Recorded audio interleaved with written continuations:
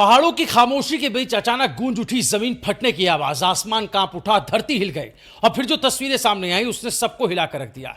हर्षिल की तेलगाड़ घाटी, जहां भूस्खलन के बाद दो रहस्यमय झीलें बन गई हैं। सेना के हाईटेक ड्रोन से इन झीलों की तस्वीरें कैद हुई हैं और अब पूरा इलाका खतरे के साए में है। सवाल बड़ा है, ये झीलें वरदान साबित होंगी या आने वाले दिनों में बनेंगी विनाश का कारण। बृहस्पतिवार की सुबह हर्षिल घाटी अचानक भूस्खलन की गड़गड़ाहट से पूरा इलाका दहल उठा। पहाड़ से टूटा मलबा, चट्टानों के विशाल बोल्डर और बहता हुआ पानी, तेलगाड़ का बहाव थम सा गया और फिर चुपके से पहाड़ों के बीच आकार लेने लगी दो छोटी छोटी झीलें। सेना के ड्रोन ने इनका राज खोला और तस्वीरें साफ बता गई कि ये झीलें भले अभी छोटी हों, लेकिन खतरे का आकार पल पल बढ़ सकता है। जरा सोचिए, एक झील अगर अचानक फट जाए तो क्या हो सकता है। पानी का सैलाब नीचे बसे गांव, सैन्य कैंप और गंगोत्री हाईवे तक को बहा ले जा सकता है। यही डर है, यही आशंका है और यही वजह है कि एसडीआरएफ की टीमें मौके पर जाने की कोशिश कर रही है। लेकिन मौसम, जी हाँ, मौसम यहां सबसे बड़ा चैलेंज बना हुआ है। भूस्खलन के अगले ही दिन यानी शुक्रवार को एसडीआरएफ ने ड्रोन से निरीक्षण करने की कोशिश की, लेकिन पहाड़ की हवाएं इतनी तेज चली कि ड्रोन हवा में उड़ ही नहीं पाया। हालात नाजुक थे, समय हाथ से निकल रहा था। ऐसे में भारतीय सेना ने अपने हाईटेक ड्रोन को उड़ाया और नतीजा सामने आया। भूस्खलन की जगह पर दो साफ झीलें, जिनका पानी रुक कर खतरे का संकेत दे रहा है। एसडीआरएफ इंस्पेक्टर जगदम्बा प्रसाद ने साफ कहा है, फिलहाल झीलें छोटी हैं, लेकिन अगर इनमें पानी बढ़ता रहा तो आने वाले वक्त में ये बड़ी तबाही ला सकती है। यानी अभी तो बहता बहाव एक तरीके से शांत है, लेकिन ये खामोशी कहीं आने वाले तूफान की दस्तक तो नहीं।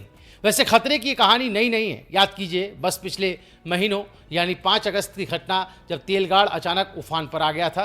पहाड़ से उतरे 15 फीट मलबे ने सब कुछ बहा दिया था, सब कुछ ली लिया था। उस दिन सेना के 9 जाबाज जवान लापता हो गए थे। कई दिनों की तलाश के बाद केवल एक सैनिक का ही शव मिल पाया था। उनके सैन्य कैंप तबाह हो गए थे और घाटी में सिर्फ दर्दनाक खामोशी रह गई थी। सोचिए, वो इलाका जहां जवान हमारी सुरक्षा के लिए तैनात हैं, वही इलाका अब प्रकृति के तबाही का मैदान बन गया है।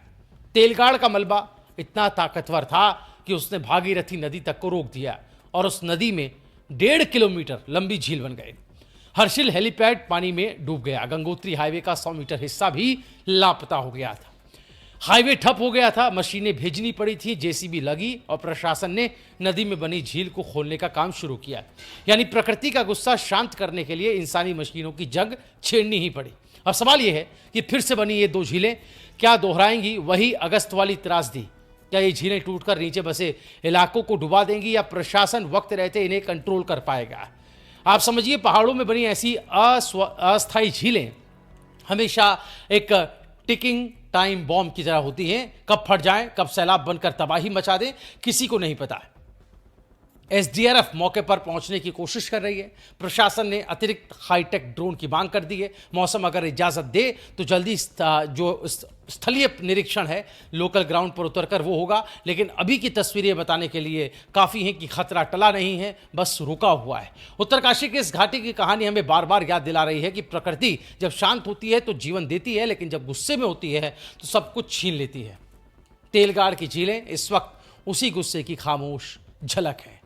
सेना के ड्रोन ने खतरे का राज तो खोला है, एसडीआरएफ मौके पर जाने की कोशिश में। लेकिन बड़ा सवाल आपके लिए भी, क्या हम पहाड़ों की इन चेतावनियों को गंभीरता से ले रहे हैं या फिर हर बार तबाही आने का ही इंतजार होगा?